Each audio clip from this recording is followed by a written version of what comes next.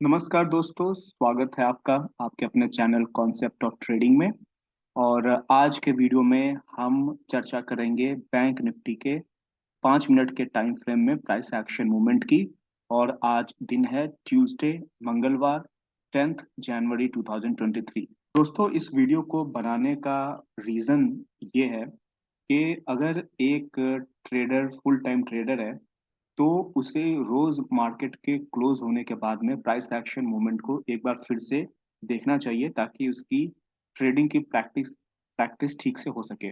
जैसे एग्जांपल लीजिए, एक क्रिकेटर जो होता है वो रोज शाम को क्रिकेट खेलने जाता है। अगर दिन में उसने मैच खेला भी है तो शाम को प्रैक्टिस में वो जाता है। वो उसका डेली रूटीन होता है। वैसे ही एक ट्रेडर का डेली रूटीन होना चाहिए, जिसमें मेरा ये रूटीन है कि मैं मार्केट क्लोज होने के बाद में price action analysis bank Nifty की रोज करता हूँ, ताकि अगली बार अगर इस तरह का कोई सेटअप बने तो मुझे पता हो कि सेटअप किस तरीके से मूव कर सकता है। जिन लोगों के पास में इतना टाइम होता नहीं है, जो लोग फुल टाइम ट्रेडर नहीं है, वो इस वीडियो को देखकर लगातार सेटअप्स को याद रख सकते हैं और समझ सकते हैं कि मार्केट किस तरीके से मूव होता है इंट्राडे में। तो इस वीडियो को शुरू करने के पहले मैं आपको बता दूं कि सबसे पहले डेली टाइम इंट्राडे में प्राइस एक्शन मूवमेंट को जानने के पहले हमें ये पता होना चाहिए कि डेली टाइम फ्रेम में बैंक निफ्टी किस तरीके से मूव कर रहा है। और जैसा कि आपको पता है कि अगर बैंक निफ्टी के चार्ट को वन डे के टाइम फ्रेम में आप कन्वर्ट करके देखेंगे तो लगातार 3-4 दिनों से मार्केट नीचे की तरफ में गिर रही थी। और कल का जो दिन था, यानी कि मंडे का दिन था, उस दिन मार्केट ने बुल कैंडल बनाया था डेली टाइम फ्रेम में। और जब मार्केट बड़े टाइम फ्रेम में बेयर ट्रेंड में हो तो कोई भी एक कैंडल या दो कैंडल बुल कैंडल बनती है तो सेलर फिर से एक्टिव होते हैं और वहां पे सेलिंग करते हैं। तो आज का दिन कुछ इसी तरीके से था। जैसा कि आप पहला कैंडल आप देख सकते हैं।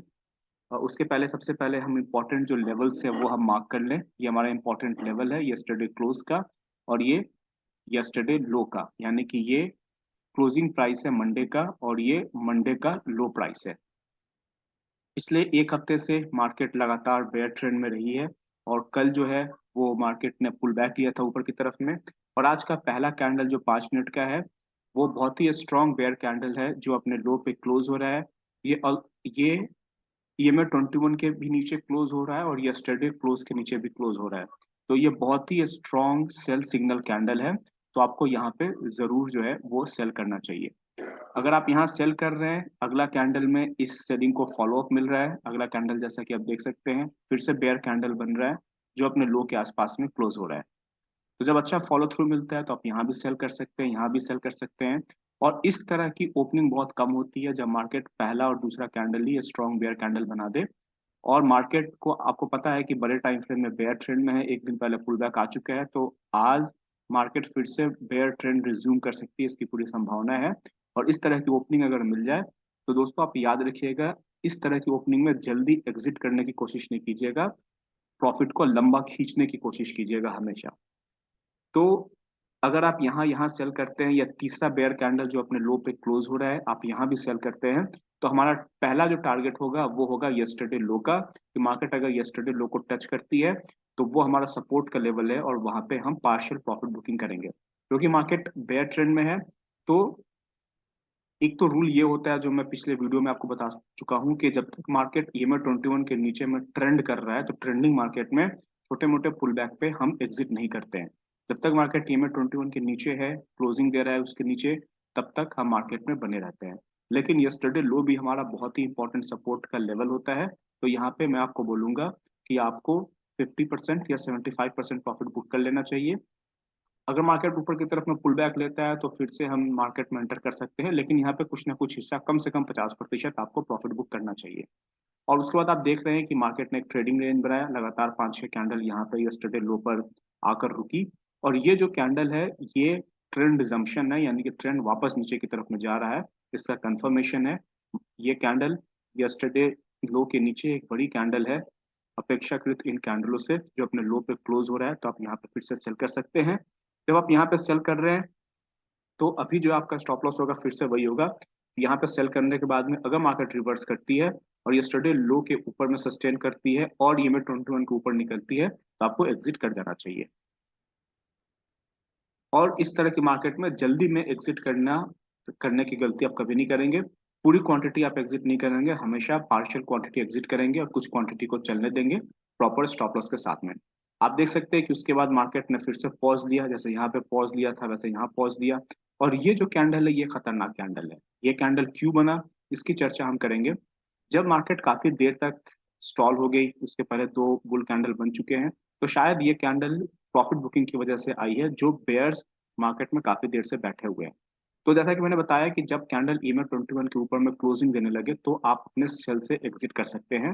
तो जो लोग इस रूल को फॉलो करेंगे वो अगर यहाँ पे एग्जिट करते हैं तो उनका डिसीजन सही है, इसमें कोई गलती नहीं है, क्योंकि मार्केट ये स्ट्रॉन्ग बुल कैंडल है जो ईएमए 21 के ऊपर में क्लोजिंग दे रहा है। तो यहाँ पे वो एग्जिट कर सकते हैं। उसकी वजह ये भी है कि आप देख सकते हैं कि ईएमए 21 को पहली बार ये कैंडल रिटेस्ट कर रहा है। कुछ लोग इस बेयर कैंडल के लो के नीचे सेल करेंगे और सीधा मार्केट ऊपर की तरफ में रिवर्स करके, तो यहाँ पे एग्जिट करना एक अच्छा डिसीजन होगा। लेकिन इस यहाँ पर इसको बाइंग भी मिलनी चाहिए, यहाँ पे इसको फॉलो अप भी मिलना चाहिए। आप देख सकते हैं कि ये जो कैंडल अभी भी यस्टरडे लो के नीचे है, तो मार्केट अगर ऊपर जाती भी है तो यस्टरडे लो का रेसिस्टेंस अब यहाँ पे होगा। जैसे यस्टरडे लो का यहाँ पे सपोर्ट था वैसे यस्टरडे लो का यहाँ पे रेसिस्टेंस होगा, और मार्केट फिर से नीचे की तरफ में आ सकती है। तो इस कैंडल को फॉलो अप मिलना जरूरी है, लेकिन जैसे इस कैंडल को फॉलो अप नहीं मिला, एक शूटिंग स्टार कैंडल बनती है और अगली कैंडल में फिर से इसने ईएमए 21 के नीचे में क्लोजिंग दी और काफी स्ट्रॉन्ग बेयर कैंडल है, तो आपको फिर से यहाँ पर एंटर करना चाहिए। दोस्तों ध्यान रखिए कि अगर आप ट्रेंड में एक बार एग्जिट कर भी जाते हैं यहाँ पे, तो फिर दोबारा एंटर करने में डरिए नहीं। ऑफ कोर्स अगर आपने यहाँ पे जो क्वांटिटी ली है, यहाँ पे जब आप सेल करेंगे तो स्टॉप लॉस आपका यहाँ पे होगा। आप यहाँ पे सेल कर रहे हैं तो फिर आपका स्टॉप लॉस यस्टरडे लो के ऊपर में रहेगा और क्वांटिटी कम रहेगी। जितनी क्वांटिटी यहाँ पे है सेम क्वांटिटी आप यहाँ पे ट्रेड नहीं कर सकते हैं, क्योंकि 12:30 होने वाला है, यूरोप का मार्केट ओपन होने वाला है, तो तेज रिवर्सल ऊपर में हो सकता है। लेकिन हमारी मार्केट चूंकि अभी ट्रेंड कर रही है, तो आप यहाँ सेल करेंगे, इसके ऊपर का स्टॉप लॉस डालेंगे, क्वांटिटी कम रखेंगे, क्योंकि मार्केट में रिवर्सल आ सकता है। अगर आप यहाँ सेल कर रहे हैं तो आपका सपोर्ट लेवल क्या क्या हो सकता है, आप देख सकते हैं कि यहाँ पे एक वेज बना हुआ है। इस वेज का सपोर्ट लिया, मार्केट ऊपर गई, ये वेज का सपोर्ट वेज का सपोर्ट ब्रेक हुआ, फिर से मार्केट नीचे की तरफ में रिज्यूम हुई। थोड़ा और बड़ा वेज देखेंगे तो यहाँ पे बन रहा है। तो यहाँ पे अगर आप सेल कर रहे हैं तो आपको पता है कि बहुत सारे वेज जो है बनने स्टार्ट हो चुके हैं, तो आप रिवर्सल के लिए या बहुत बड़े प्रॉफिट के लिए नहीं जाएंगे। आप ये बेयर कैंडल है, अपने लो पे क्लोज हो रहा है, बहुत स्ट्रॉन्ग सेलिंग है, आप यहाँ पे फिर से आप न्यू एंट्री ले सकते हैं। उसके बाद आप देख सकते हैं कि मार्केट ऊपर गई, जैसे ईएमए को रिटेस्ट करके नीचे आई थी, फिर से ईएमए को रिटेस्ट करके मार्केट नीचे आ रही है। तो आप यहाँ पर फिर से जो है वो फ्रेश एंट्री आप बना सकते हैं। और अगर जिन्होंने यहाँ सेल किया है, यहाँ सेल किया है, वो इस ये लगातार जो जो बेयर कैंडल बननी स्टार्ट हो गई है, सॉरी बुल कैंडल जो बनना स्टार्ट हो गया है, तो यहाँ पर वो एग्जिट कर सकते हैं। यहाँ पर फिर से फ्रेश एंट्री बन रही है, क्योंकि ईएमए 21 को रिटेस्ट करके मार्केट नीचे आ रहा है, तो यहाँ पे आप फिर से सेल करेंगे। स्टॉप लॉस आप इसी कैंडल के हाई का डालेंगे, स्विंग हाई का नहीं डालेंगे। उसकी वजह क्या है कि ट्रेंडिंग मार्केट में ईएमए 21 स्ट्रॉन्ग रेसिस्टेंस होता है, तो ये स्ट्रॉन्ग रेसिस्टेंस से नीचे आ रहा है, तो रेसिस्टेंस के ऊपर का ही आप स्टॉप लॉस डालेंगे। और इस सिचुएशन में यहाँ पे आप देख सकते हैं कि आपका स्टॉप लॉस हिट हुआ।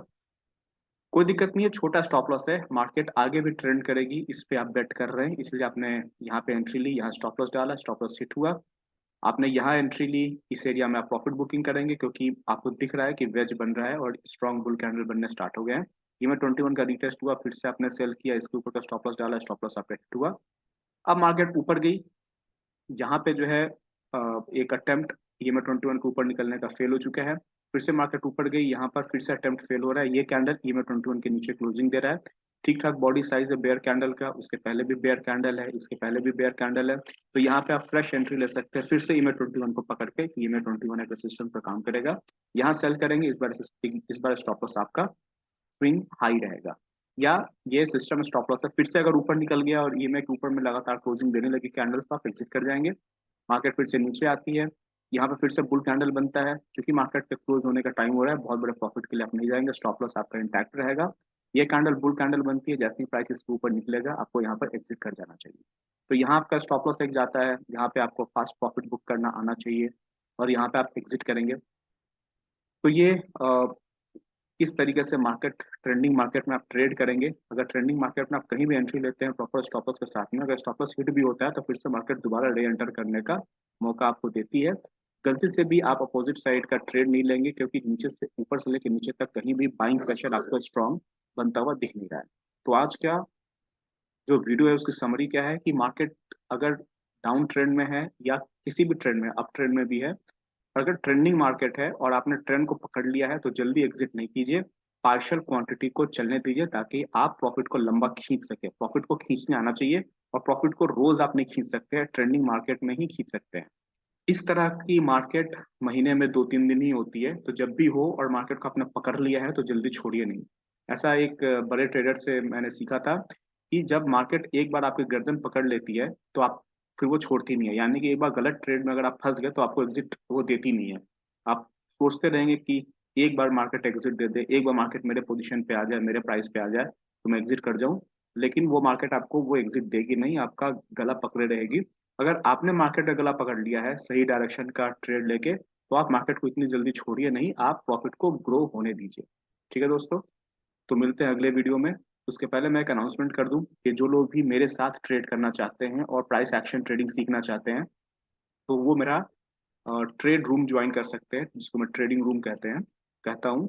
उसमें होगा क्या कि जब भी मैं मार्केट में ऑनलाइन हूँ, मैं कुछ भी कर रहा हूँ, आप मेरा स्क्रीन देख सकते हैं। जो मैं ट्रेड कर रहा हूँ सेम ट्रेड आप ले सकते हैं, क्योंकि मैं अपने स्क्रीन को लाइव ब्रॉडकास्ट करता हूँ।